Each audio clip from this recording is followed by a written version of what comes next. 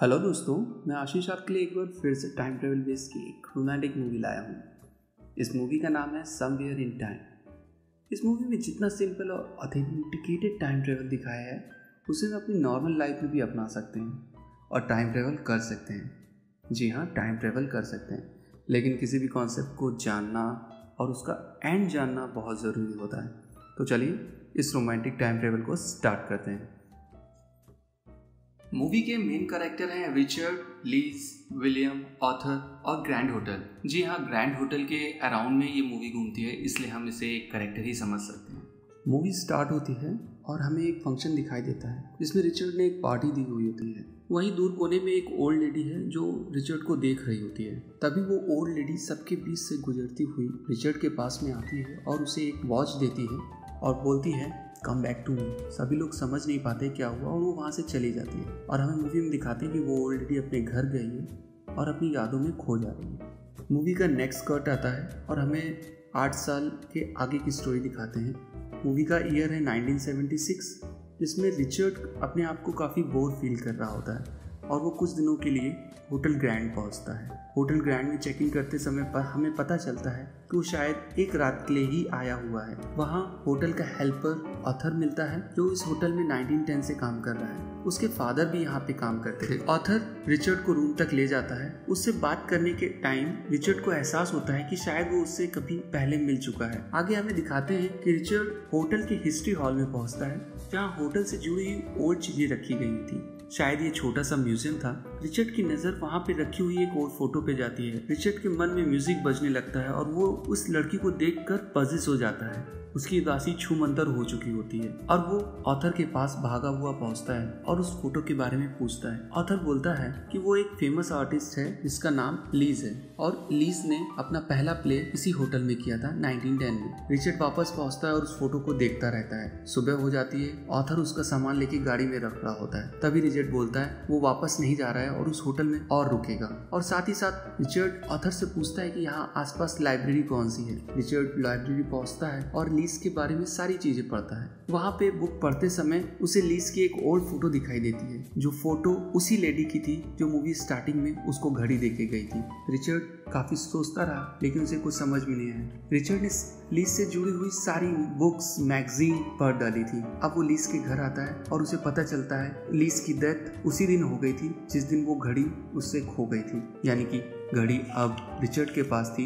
लोगों का सोचना था कि वो घड़ी खो चुकी है। लीज के घर पे एक बुक थी जो कि टाइम ट्रेवल की थी। रिचर्ड उस राइटर को भी जानता था। रिचर्ड उस राइटर से जाके मिलता है और उससे जाके पूछता है कि टाइम ट्रेवल कैसे हो सकता है। यहाँ पे उसका राइटर बताता है कि हमें टाइम ट्रेवल करने के लिए अपने माइंड को हिप्नोटाइज करना होता है। जैसा कि हमें 1910 में जाना है तो हमें 1910 के बारे में सोचना है, 1910 की ड्रेस पहननी है और अपने आसपास सराउंडिंग में 1910 का सारा माहौल रखना है। करंट ईयर की या करंट मंथ की कोई भी चीज हमें अपने पास में नहीं रखनी है और अपने माइंड को एक स्पेल देना है कि अगर हमें उस टाइम से वापस आना है तो हमें करंट की कोई भी चीज देखना होगा।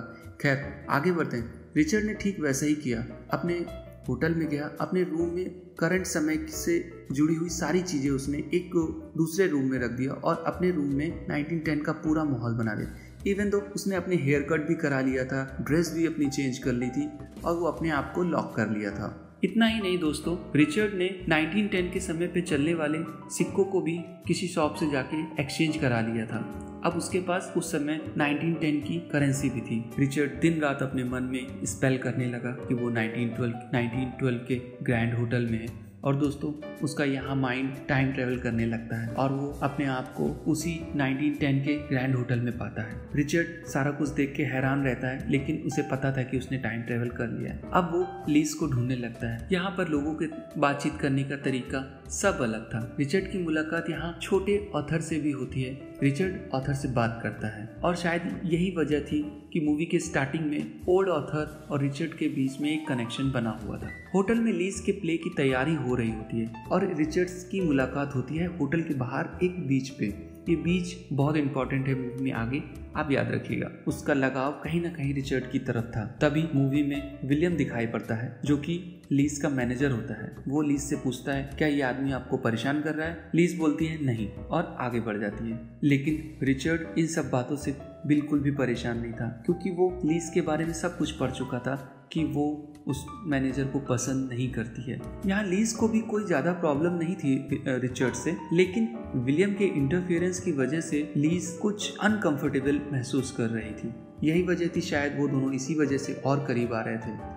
जैसा कि हमारे यहाँ कहा जाता है अगर प्यार पे पहरे लगेंगे तो प्यार और बढ़ेगा। आगे बढ़ते हैं। लीज इतनी ब्यूटीफुल नजर आ रही होती कि रिचर्ड्स क्या हम भी आप उस जगह होते तो टाइम ट्रेवल करने के लिए मजबूर हो जाते हैं। काफी ट्राई के बाद लीज और रिचर्ड बात करते हैं और बाहर घूमने के लिए तैयार हो जाते हैं। वो दोनों एक दूसरे से बात करते हैं और अपने बारे में सब कुछ बताते थे, लेकिन रिचर्ड ने यहाँ पे अभी भी टाइम ट्रेवल के बारे में नहीं बताया होता है। दोनों होटल में वापस आते हैं और लीज रिचर्ड को अपने रूम में लेके जाती है। दोनों के बीच में एक कमिटमेंट हो ही रहा था, तभी डोर में नॉक होता है। नॉक वहाँ विलियम्स आता है। विलियम्स रिचर्ड को बाहर जाने के लिए बोलता है, लेकिन यहाँ पे लीज इंटरफेयर करती है और विलियम को बोलती है कि तुम मेरे मैनेजर हो, तुम मेरी पर्सनल लाइफ में दखल नहीं दो। यहाँ पे लीज की आंखें देख के लग रहा था कि वो शायद रोने वाली है और ये चीज विलियम ने मार्क कर ली होती है। यहाँ पे विलियम ये भी समझ चुका था रिचर्ड और लीज के बीच में कुछ ना कुछ हुआ है। खैर रिचर्ड रूम से बाहर निकल जाता है और मूवी का नेक्स्ट सीन हमें दिखाते हैं जहाँ पे वो प्ले हो रहा होता है। लीज यहाँ पे प्ले की लाइन जो होती है भूल जाती है और वो रिचर्ड के बारे में बोलना चालू कर देती है। प्ले किसी तरह से पूरा होता है। रिचर्ड भी प्ले देखने आया होता है। मूवी के इस मोमेंट पे विलियम एक हारा हुआ आशिक लग रहा होता है। तभी रिचर्ड्स को एक लेटर मिलता है। उसमें लिखा होता है कि उसे थिएटर के पीछे मिलना है और ये जीने मरने का सवाल है, इसलिए वो लीज को बताएंगे। रिचर्ड वहाँ पहुँचता है और विलियम से मिलता है। यहाँ रिचर्ड और विलियम के बीच में काफ़ी बातें होती हैं और विलियम यहाँ पे बताता है वो इतने सालों से लीज के साथ क्यों है। वो उसे अपनी वाइफ बनाना चाह रहा होता है। वो उसे काफ़ी पसंद करता है और उसने अपना टाइम लीज को फेमस एक्ट्रेस बनाने के लिए निकाला होता है और कोई भी आए लीज से दूर कर दे उसे बिल्कुल भी पसंद नहीं है। रिचर्ड विलियम को सॉरी बोलता है और बोलता है कि तुम लीज को अपनी प्रॉपर्टी मत समझो और रिचर्ड वहाँ से निकल जाता है। तभी विलियम्स के आदमी आते हैं और रिचर्ड को गायब कर देते हैं। मूवी का नेक्स्ट सीन दिखाते हैं जिसमें हमें पता चलता है कि प्ले खत्म हो चुका है और लीज जो है रिचर्ड को ढूंढ रही होती है, लेकिन यहाँ पे रिचर्ड का कोई भी पता नहीं होता है। लीज अपने रूम में वापस आती है। तभी विलियम भी आता है और बोलता है कि प्ले काफ़ी अच्छा था। इसी बीच में लीज बोलती है रिचर्ड कहाँ है। विलियम बोलता है कि रिचर्ड चला गया है। लीज बोलती है कहाँ चला गया है। विलियम बोलता है वो तुम्हारी जिंदगी और इस होटल से जा चुका है। लीज को विश्वास नहीं होता और वो विलियम को बोलती है कि मैं रिचर्ड को कैसे भी ढूंढ लूंगी, तुम उसके बीच में आने की कोशिश नहीं करो। और वो रिचर्ड को बहुत प्यार करती है। तभी विलियम वहाँ से चला जाता है और बोलता है कि उसे ये होटल 1 घंटे में खाली करना है क्योंकि प्ले खत्म हो चुका होता है। अब हमें यहाँ पे ये पता चलता है कि वो लोग यहाँ से प्ले खत्म करके जाने वाले हैं और उनके पास केवल 1 घंटा है। अब लीज रिचर्ड को ढूंढने लगती है, लेकिन रिचर्ड का कोई भी खबर नहीं मिल पाती है।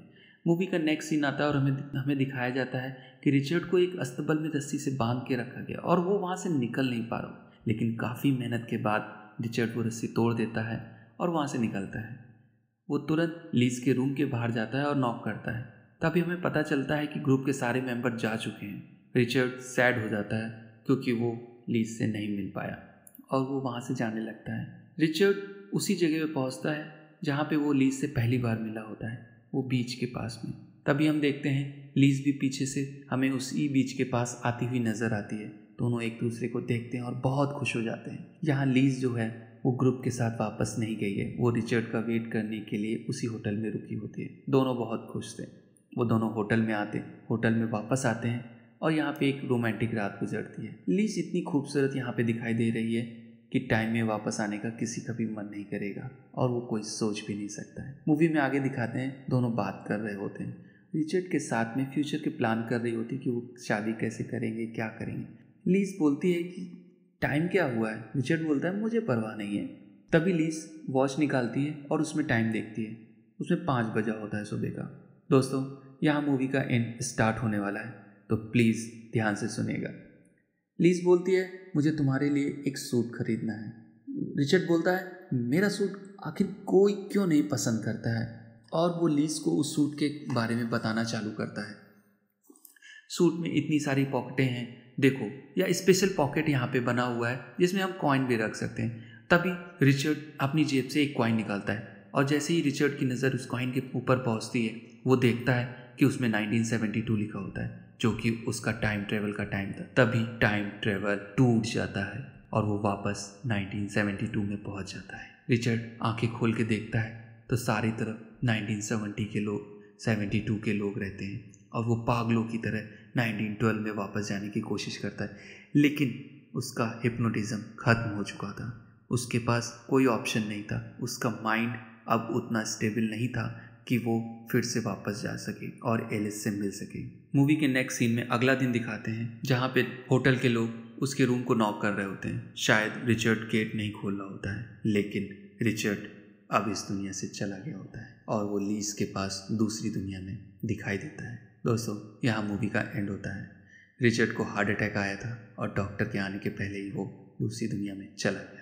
दोस्तों, मुझे लगता है कि हम सब लोग ऐसे ही टाइम में ट्रैवल करते हैं। रोज रात में सोते हैं और रात में हमारा माइंड टाइम ट्रैवल करके घूम के मॉर्निंग में वापस भी आ जाता है। तो आप लोग क्या सोचते हैं? कमेंट में बताइए। Thank you for listening and watching this video.